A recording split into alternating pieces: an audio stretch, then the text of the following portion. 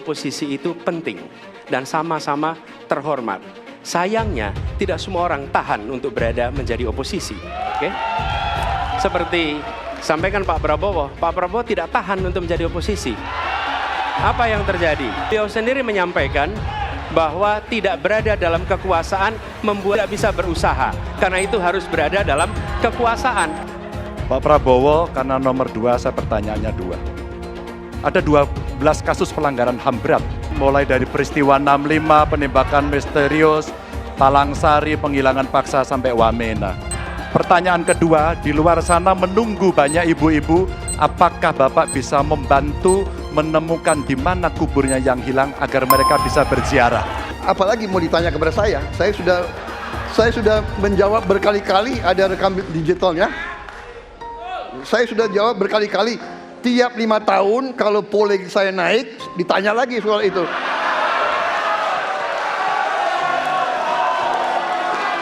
Ya, membela saya, saudara-saudara sekalian.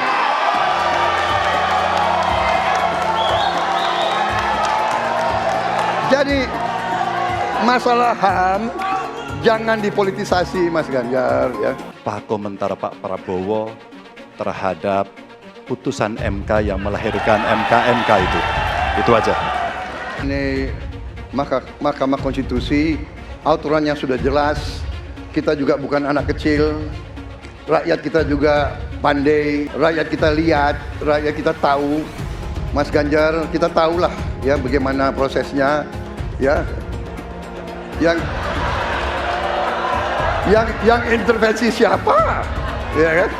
Yang intervensi siapa? Tapi intinya adalah kita tegakkan konstitusi, kita tegakkan undang-undang, kita perbaiki yang kurang sempurna, dan kita patuh kepada komitmen undang-undang itu sendiri. Kita harus membuat yudikatif kuat, dan saya berkomitmen untuk memperkuat itu. Manakala saya menerima mandat dari rakyat, saya akan memperbaiki kualitas hidup semua hakim-hakim di Republik Indonesia, semua pekerja di sekitar pengadilan, dan semua penegak hukum akan saya perbaiki kualitas hidupnya, gajinya diperbaiki, supaya mereka tidak dapat diintervensi, tidak dapat disogok, tidak dapat dikorup. Itu komitmen saya kepada rakyat Indonesia. Dari si penegakan hukumnya dulu. Maka kalau saya mulai dari sini, maka yang mesti dilakukan adalah pemiskinan. Yang kedua, perampasan aset. Maka segera kita bereskan undang-undang perampasan aset, dan untuk pejabat yang korupsi bawa ke Nusa Kambangan agar bisa punya efek jera bahwa ini tidak main-main. Tidak ada lagi jual beli jabatan.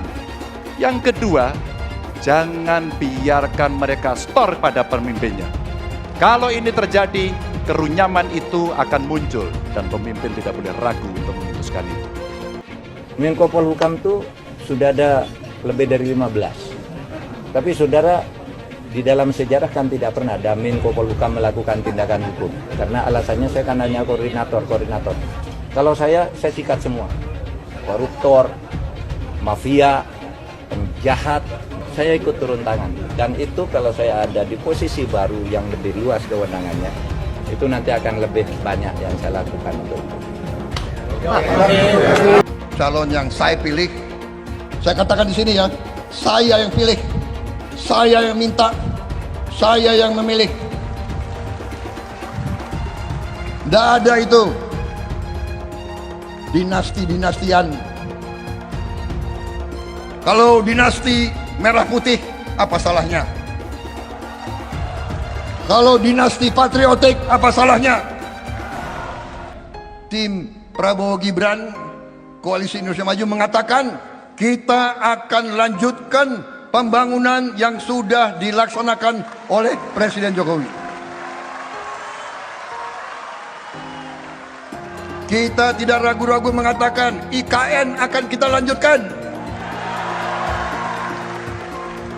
BPJS kita lanjutkan. Kartu Prakerja kita lanjutkan. Kartu Indonesia Pintar kita lanjutkan. Hilirisasi kita harus lanjutkan. dan akan kita sempurnakan, akan kita tingkatkan saudara-saudara, karena hilirisasi adalah masa depan bangsa Indonesia. Sebelum saya dipanggil Yang Maha Kuasa, saya ingin melihat bangsa Indonesia menjadi bangsa yang makmur. Saya tidak mau lihat ada kakek-kakek umur 70 tahun masih menarik becak untuk cari sesuap nasi. Saya ingin memberi yang terbaik untuk rakyat saya yang saya cintai.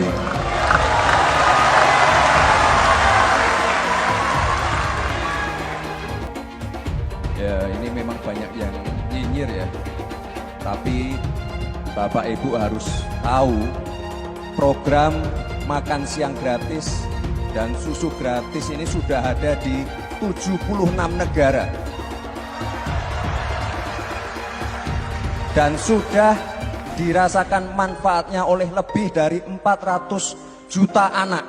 Jadi ini bukan program yang mengada-ngada. Jadi ke depan untuk menuju Indonesia emas harus kita siapkan juga generasi emasnya. Anak-anak yang sehat, pintar. Itu kuncinya. Kita di Solo menang. Kemudian ditarik ke Jakarta, gubernur sekali menang. Kemudian 2 kali di pemilu presiden juga menang. Mohon maaf Pak Prabowo. Kelihatannya setelah ini jatahnya Pak Prabowo. Kenapa kita membutuhkan pemimpin yang namanya Pak Prabowo Subianto dan Gibran Raka Buming Raka? Saudara-saudara semua, Indonesia adalah negara besar. Tidak bisa dipimpin oleh orang-orang yang baru berpikir mau coba-coba nanti akan. Pak Prabowo adalah figur yang sangat luar biasa syarat dengan pengalaman.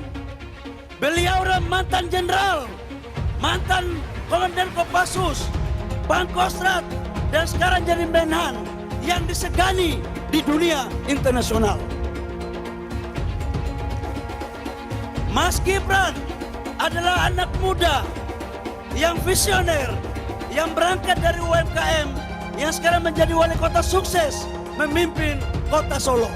Ada yang mengatakan bahwa zaman sekarang seperti zaman Orde Baru karena mendegradasi demokrasi. Ada yang mengatakan juga baru berkuasa sudah sewenang-wenang kepada rakyat. Bapak Ibu semua, saya ingin menyampaikan kalau di zaman Orde Baru partai itu cuma 3. Golkar, PDIP, dan P3. Tidak ada partai lain. Dan menteri yang banyak dulu itu cuma partai Golkar. Tapi di zaman reformasi, sejak 2014 sampai dengan 2023 sekarang, menteri terbanyak itu adalah menteri dari partai pendukung pemerintah. Di antaranya adalah PDIP, Golkar, Nasdem, PKB, dan P3. Jadi sebenarnya siapa yang Orde Baru itu? Kalau ada capres-capres atau cawapres yang menyinggung kita, jangan kita tanggapi berserius terlalu. Kita happy aja, kita santai saja. Biasanya kalau yang sudah mau kalah itu panik dan bawaannya marah-marah saja. Itu biasanya marah-marah saja terus. Dan kalau yang menang itu biasanya senyum-senyum saja. Dan insya Allah saya yakinkan Prabowo Gibran insya Allah akan memenangkan pertarungan Pilpres pada 2024 tanggal 14 Februari. Setuju? Republik ini penuh dengan pengorbanan, tahu tidak? Mengapa sekarang kalian yang baru berkuasa itu mau bertindak seperti waktu zaman Orde Baru?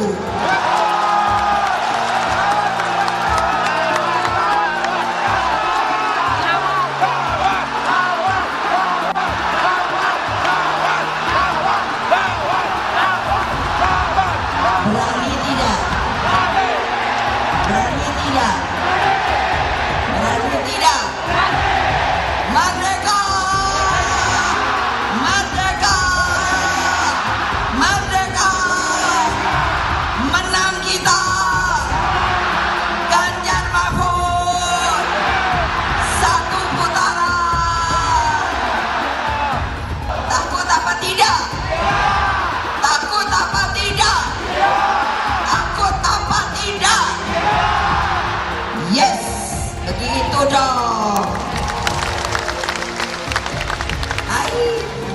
Mestinya ibu nggak boleh ngomong gitu, tapi ibu udah jengkel, tahu nggak?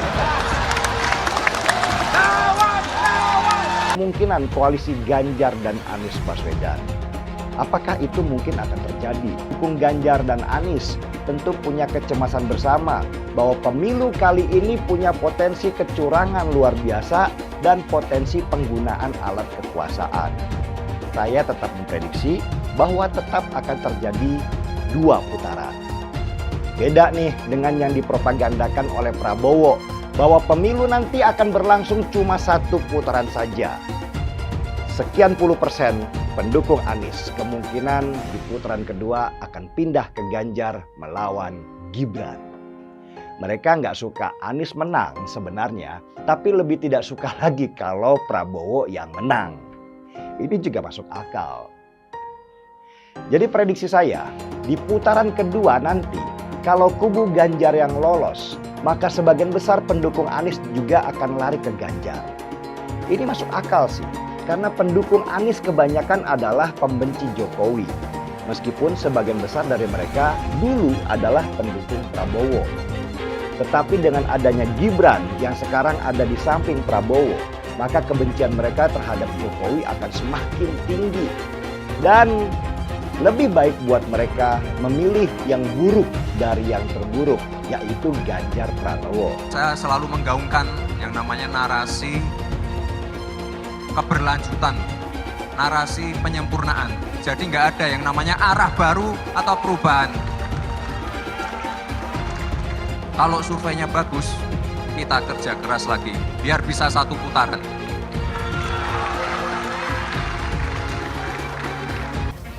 Nah, yang pasti kalau buat saya, dibandingkan misalnya Pak Gibran jadi maju, gitu Mas Gibran gitu ya. Ya saya pilih Ganjar sama Mahfud lah, karena lebih teruji kan. Anda jadi wali kota baru 2 tahun, 3 tahun kan belum teruji juga. Ini urus negara loh, mau jadi presiden loh. Kalau Anda belum lengkap, belum pernah di legislatif, belum nasional ya maksudnya DPR, kan DPR belum ngerti nih pemerintahan seperti apa. Anda belum pernah di eksekutif yang tingkat provinsi, Anda nggak ngerti jadi presiden nanti. Ini bukan soal belajar-belajar, coba-coba loh. Ini negara dipertaruhkan untuk 2045. Kita kan mau mencapai 100 tahun ini mau jadi apa? Kalau coba-coba, ini negara sebentar lagi 300 juta penduduk kita. Mana boleh kita kasih orang coba-coba. Saya tidak meremehkan anak muda ya. Anak muda bisa lebih kreatif gitu ya. Tapi bicara tata negara harus mengerti konstitusi. Anda bukan hanya untuk berani untuk maju. Kalau cuma berani maju, banyak bisa kita pilih orang berani maju. Tapi yang lengkap dengan track record ini kan butuh waktu pembuktian. Pasti Pak Ganjar, Pak Mahfud yang lebih pengalaman. Saya tidak mau anak cucu saya harus nunggu sekian tahun lagi. Pengalaman Jakarta gitu kan, nunggu lagi mundur. Males sudah. Jadi kita nggak usah coba-coba deh. Udah jangan dengerin janji-janji manis orang. Buktikan aja selama ini bagaimana. Lebih setuju lagi apa yang disampaikan calon presiden Pak Ganjar Pranowo. Tadi saya bisik-bisik ke beliau, Pak, nanti habis dilantik, besoknya langsung masuk ke kedaulatan pangan. Nggak usah lama-lama. Perencanaannya disiapkan sekarang, begitu dilantik besok langsung masuk ke kerja kedaulatan pangan. Sehingga swasembada pangan, ketahanan pangan, kedaulatan pangan itu betul-betul kita miliki. Dan saya yakin Pak Ganjar mampu menyelesaikan ini. Ya kita jujur aja ngomong, kalau Anda mau jadi presiden dan wakil presiden, nah, kalau tanya sama saya, kamu mau jadi politisi, mau jadi apa sih? Ya kalau nggak beres negara ini, ya saya mau jadi presiden. Karena cuma jadi presiden bisa cepat membereskan itu. Coba lihat, kayak di DKI, kok nggak ada Ahok, nggak ada demo. Kalau Ahok nggak nyalon kan nggak ada masalah kemarin. Coba kalau ada Ahok, jadi Ahok itu adalah orang yang tidak boleh di politik. Karena dia membuat bangsa ini tidak bisa bersatu. Itu terbalik-balik. Yang pengen pecahin orang siapa? Kok saya yang dituduh? Ini bagi saya itu aneh gitu loh. Tapi itu fakta. Nah makanya saya tetap ada di PDI Perjuangan. Karena satu-satu partai yang tetap mencalonkan saya di DKI dengan ancaman macam-macam hanya PDI Perjuangan. Kata Ibu Mega, mau jadi apa bangsa ini kalau kamu Pak Ahok yang bisa kerja, yang jujur, tidak boleh mencalonkan diri? Masa orang yang nggak jujur, yang itu mau yang bisa dicalon, katanya mau jadi apa, bisa kerja apa? Makanya saya pribadi ya putuskan dia ikut Ibu Megawati, PDI Perjuangan. Saya lihat dia bisa berani terang-terangan. Kalau di DKI dulu saya sudah mundur, dianggap bikin kacau, bisa bikin demo. Ini sesuatu yang aneh menurut saya gitu loh. Ya, Ibu Mega nggak boleh mundur, harus maju. Mau jadi apa bangsa ini katanya, kalau kamu ditekan untuk mundur. Nah itu yang saya sampaikan. Pancasila Soekarno, ketuhanan ada di pantat. Anak Tuhan dari mana? Kalau Yesus anak Tuhan, bidangnya siapa? Besok di seluruh wilayah Indonesia akan katakan dan Iblis hanya menggoda orang yang beriman. Makanya jarang-jarang orang kafir kerasukan setan. Yang kerasukan setan itu orang baik-baik. Jarang, saya belum pernah nengok Cina kerasukan setan. Pernahkah Ahok itu kerasukan setan?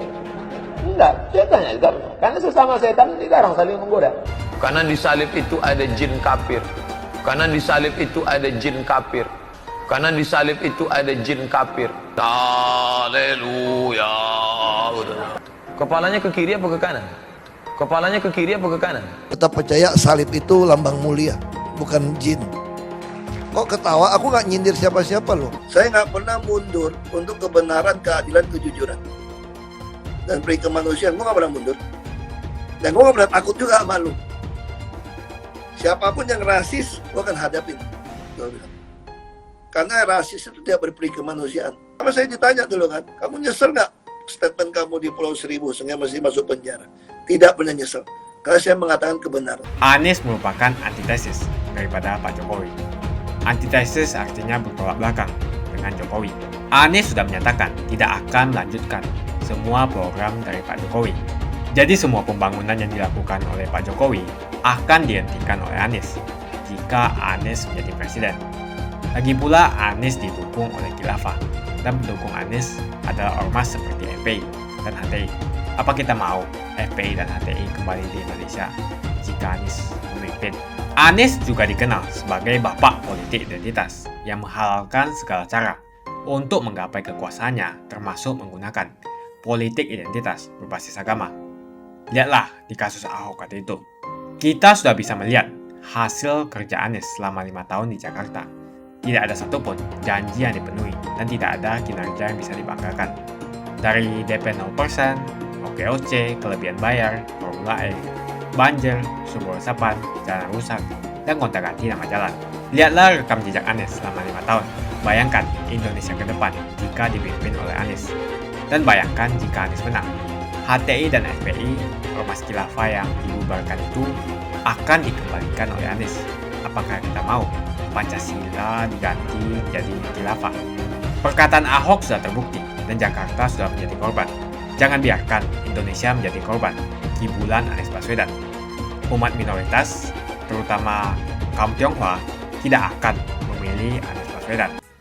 Menurut tim suksesnya Prabowo Gibran, program makan gratis yang nanti akan mereka jadikan program utama kalau Prabowo jadi presiden itu, biayanya itu sekitar 1 triliun rupiah per hari. Ini kan gila, 1 triliun rupiah dibagikan dalam bentuk makanan saja. Saya itu jujur geli banget dengar program makan gratis dari pasangan Prabowo Gibran ini. Ini program pembodohan yang memang sengaja didesain oleh mereka untuk hanya sekedar mencari popularitas belaka. Sudah lama sih saya ingin ngomong tentang ini tapi belum ada waktu. Dan sekarang saya ingin menyampaikan pendapat tentang bagaimana bodohnya program ini. Banyak banget keburukan dari program makan gratis ini. Dan pertanyaannya yang utama, apakah anggarannya tidak akan bocor dan disunat? Biasalah orang kita kalau ada proyek yang utama dulu dari mereka adalah bagaimana dapat komisi dari proyek itu. Dengan anggaran proyek sekitar 2.000 triliun rupiah, kebayangkan kalau komisi mereka itu bisa sampai 10%, itu baru di tingkat elit atau pusatnya. Kalau sudah turun ke bawah, ke pemerintah daerah, itu dipotong lagi. Ke camat dan lurah kena potongan lagi. Belum kalau dananya lari ke sekolah, itu dipotong lagi.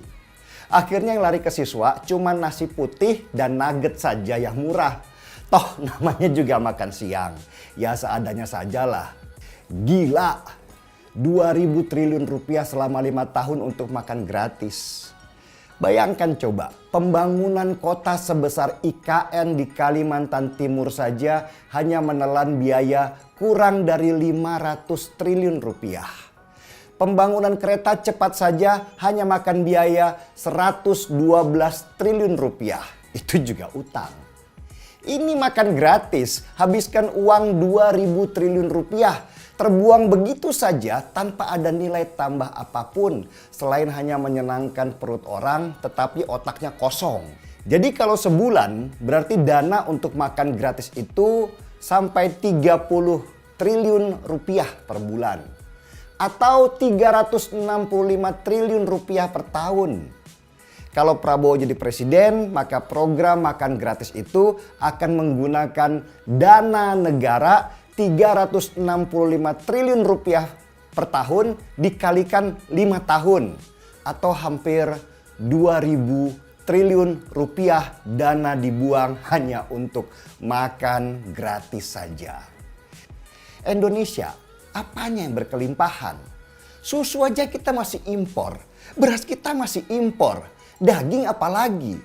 Kalau dibikin program makan gratis, yang diuntungkan itu cuman para importir sama negara-negara produsen. Pemerintah rugi karena uang kita itu akan terbang ke luar negeri. Nggak ada penambahan pendapatan negara. Dan lama-lama negara kita bergantung pada negara luar. Dan ketika kita diboikot oleh negara produsen karena mereka satu waktu itu tidak setuju dengan kebijakan luar negeri kita, negara kita akan mati karena sudah terlanjur tergantung sama mereka. Negara akan dirampok habis-habisan atas nama program negara yang legal. Gila nggak? Nah, pertanyaannya, kenapa sih ada negara-negara di dunia yang bisa mengadakan program makan gratis itu? Itu karena stok pangan mereka berlimpah. Contoh di India misalnya. India adalah pengekspor susu nomor 2 di dunia sesudah Amerika. Mereka kelimpahan produksi susu di dalam negeri. Kalau susu ini nggak disalurkan, maka peternak akan rugi dan industri susu juga akan mati. Diekspor ke luar negeri, tetap saja produksinya berlimpah.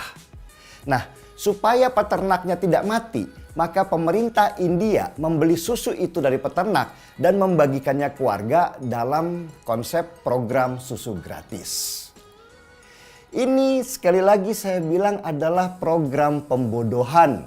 Hanya program populis yang gak masuk akal. Dan nanti kalau dijalankan, kebayang tingkat korupsinya luar biasa besar. Belum lagi kita harus impor beras, daging, susu. Karena daging dan susu stok kita itu tidak cukup untuk dalam negeri. Karena memang kita bukan produsen daging dan susu. Akhirnya kita harus impor dari Australia dan New Zealand. Siapa yang dapat untung? Ya importirnya karena mereka bisa matok harga. Siapa importirnya?